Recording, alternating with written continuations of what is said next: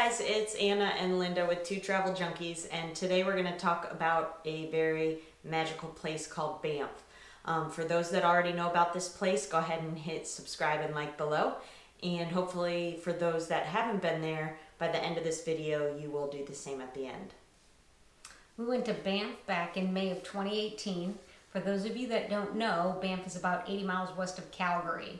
Downtown Banff is located inside Banff National Park, and there's about 8,000 permanent residents in this 4 square kilometer area. It's the second highest settlement in Canada, second to Lake Louise. It's a beautiful town that we'll get into a lot more details in just a few minutes.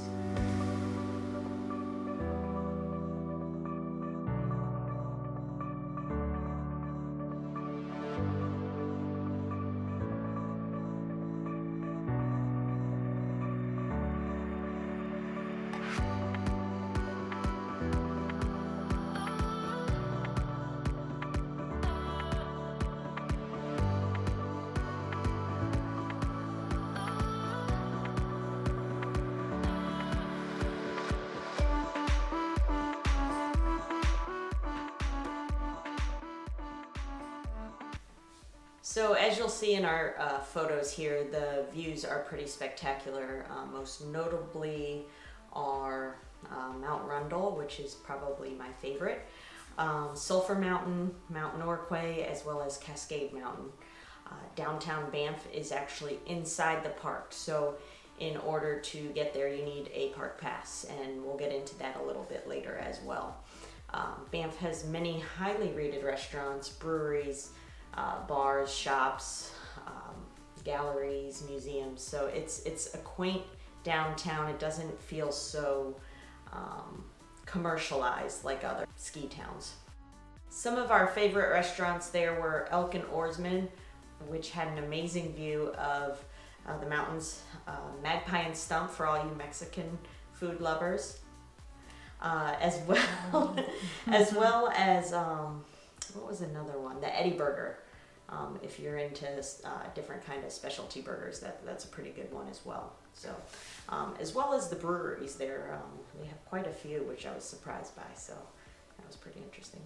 Yeah, some other fun facts about Banff National Park. It is the third oldest national park in the world. There's over 1,000 miles of hiking trails and over 1,000 glaciers as well. The largest lake in the park is Lake Minnewanka, and make sure that you always display your park pass wherever you're driving, whether you're in and around Banff or all of the other areas. If you're in the park, you need to display it at all times. So Vermilion Lakes was one of our first stops. It is a really amazing place to catch a sunrise or a sunset, as well as a lot of wildlife. It's actually made up of 3 different wetland lakes, so it's pretty interesting to see them all come together.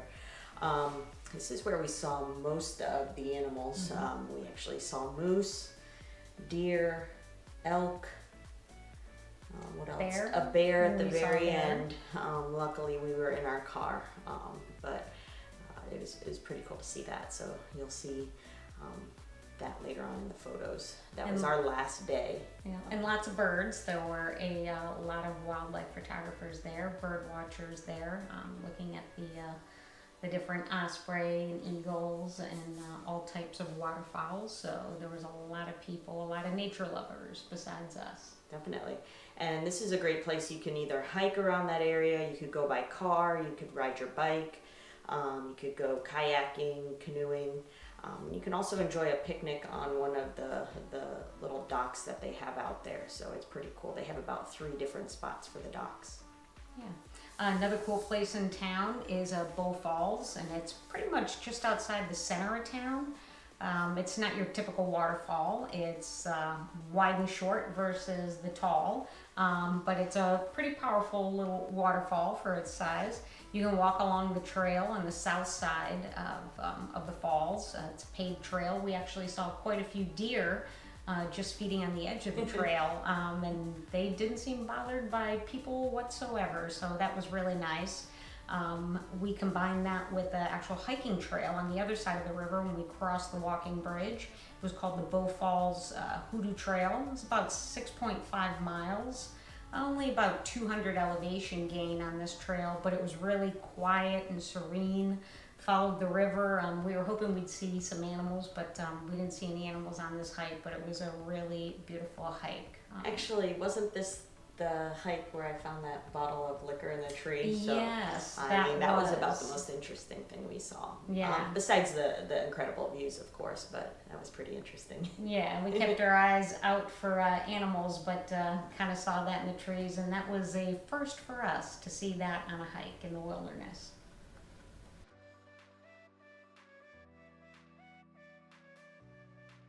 Our next adventure was to travel the Icefields Parkway, which, that's pretty breathtaking.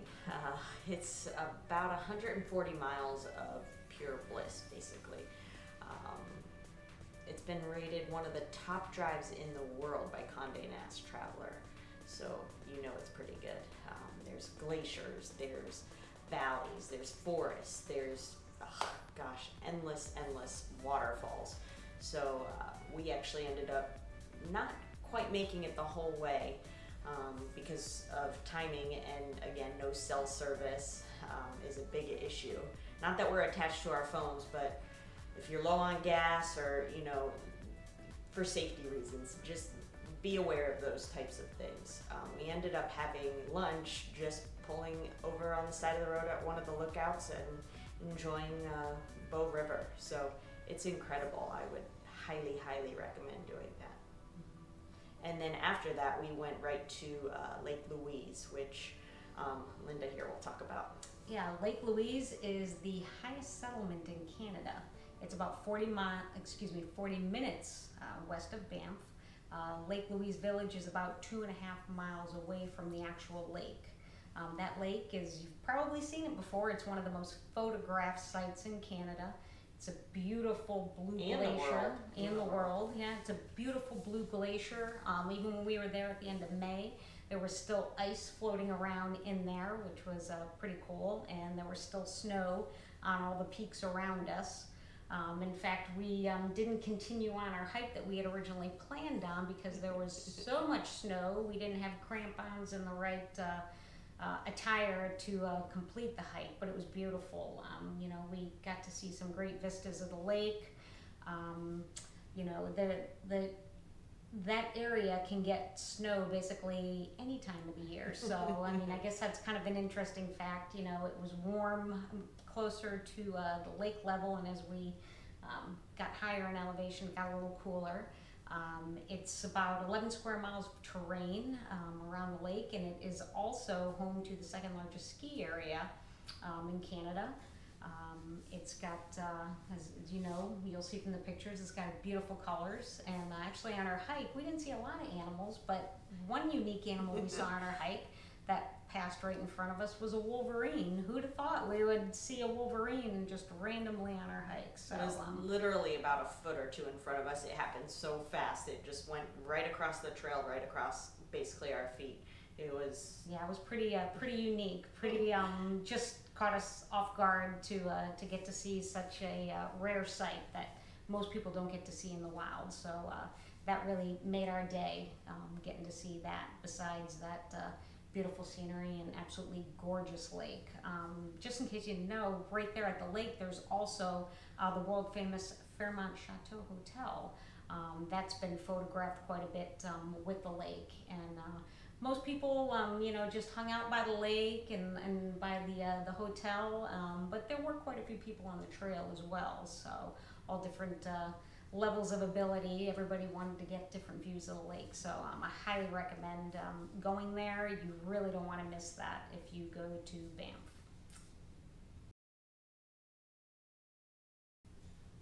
After Lake Louise, we went to Moraine Lake, which is probably my favorite place on this entire earth.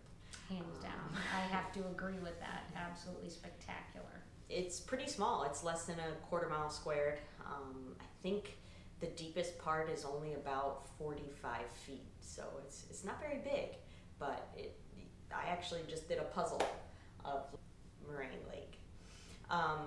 And the reason why it is so beautiful is because the blue hues are actually made from rock flour, glacial flour. And what does that do? It actually are tiny particles of rock that reflect off the light. Yeah, it's to me, it's probably one of the most incredible colors I've seen for a glacier lake. I mean, Lake Louise is impressive, but when we saw Moraine Lake, it was just another notch above that. It was absolutely incredible. And if you get there and you have time, if you climb up the rocks that are there facing the lake by the parking lot, and you can get a really incredible view of the lake from above. Little note though, there is a trail that goes on the back side of those rocks that goes up to the top, which I didn't see until after I climbed the rocks, but it was worth every moment. It was absolutely incredible. This lake is just so incredible. It's been photographed probably more than any other lake in Canada. It was actually featured on their $20 note from 1969 to 1979. And it is just such an incredible place with 10 pronounced peaks that it's been on screensavers, puzzles, as you mentioned, and a lot of other electronic devices have it as a background, default background, because it's such an incredible lake. And again, when we were there, it was late May. There was even more ice floating around on that lake than there was in Lake Louise, but just really unbelievable color that pictures just don't do it justice. When you see it in person, it just leaves you in awe. So another place we visited outside of Banff National Park was a little town called Canmore, which is about 30 miles south of Banff. Some people may have heard of it, some people probably not. It gained popularity in 1988 when the Calgary Olympics were there. So they had some events there, and since then that town has tripled in population. So I thought that was pretty interesting. Yeah, what we decided to do the day we toured Canmore, we actually started out on a day hike on a trail called Cougar Creek Trail. It wasn't very well marked.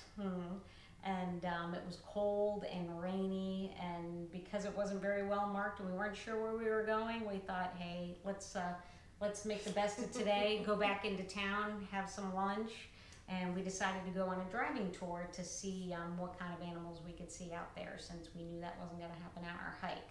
So it's kind of like this driving tour type of road. It's called the Smith-Dorrien Trail. It's 40 miles of gravel and dirt road. It can be pretty rough in some spots. Here's a tip. Yeah, make sure you gas up first of all, and there's really no cell service, so just be aware of that. But it was a pretty cool road. We saw a few deer on the side of the road. We actually saw in the distance, crossing through an open area where there were power lines, we actually saw a bear crossing through there, but it was in the distance. It was pretty far away, but we don't count that. Yeah, we saw them, so that's good, But yeah, that day going through that road, we had snow, hail, sleet, rain, every type of condition you can think of. So once we except for sun. Yeah, that's true. We didn't have any sun. At the end of that road, there was actually a nature center. It was called the Peter Lauhe Discovery Center, and that was a really nice break from the dirt road we were riding on for a while. We got to learn a lot about the animals in the area, bears, mountain lions, and the different ecologies. So that was a pretty cool little place that we didn't even know was there until we got to the end of the road. So that was a nice little bonus on that particular trip. And it was also pretty interesting to see how big the grizzly paw is. Yeah, most definitely. It's incredible and scary at the same time. So yeah, they had a lot of really good information at this Discovery Center. So since we love nature, that was a nice little gem in the rough at the end of our ride.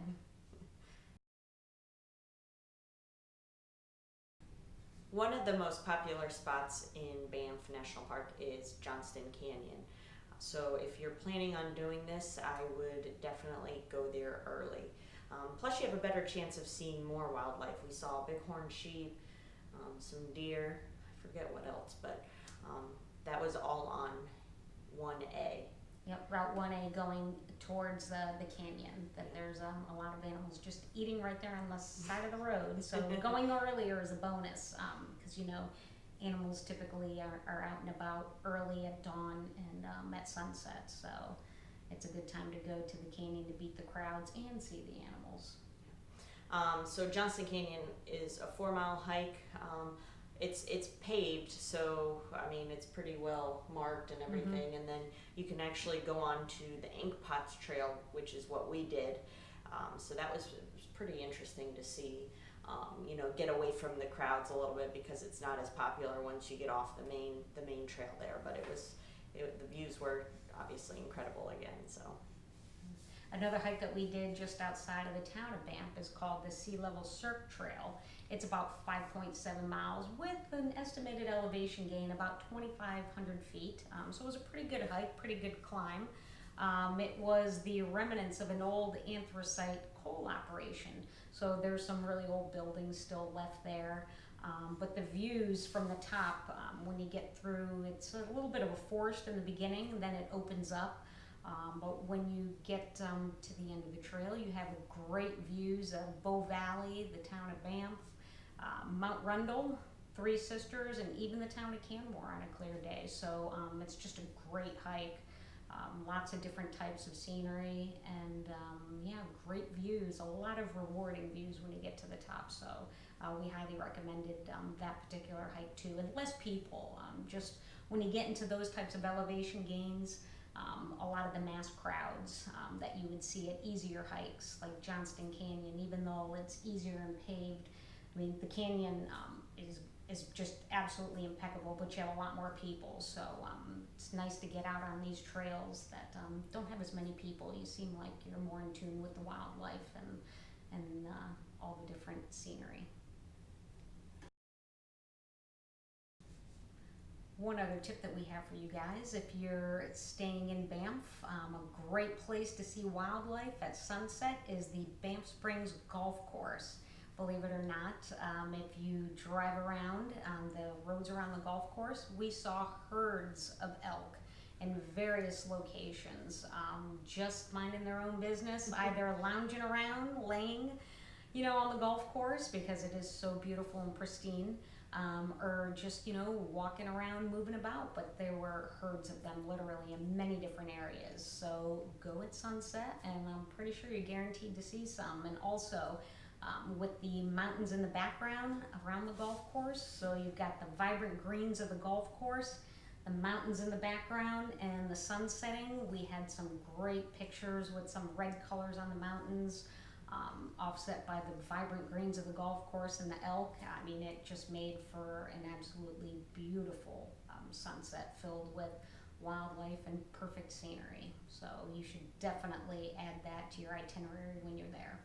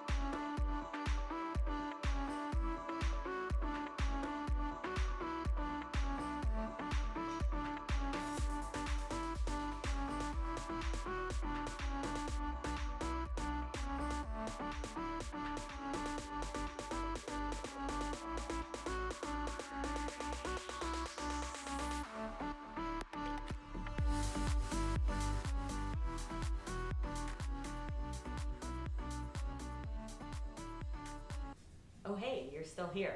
So congratulations on watching the whole video. That's all we have for you today, but hopefully you enjoyed it, and hopefully we convince you to go there at some point, maybe add it to your bucket list. So again, please hit subscribe and like below, and and we'll see you on the next video. Again, it's Anna and Linda with Two Travel Junkies, and feel free to make any comments below or any questions you have, just let us know. Please keep them positive. Peace. Thanks.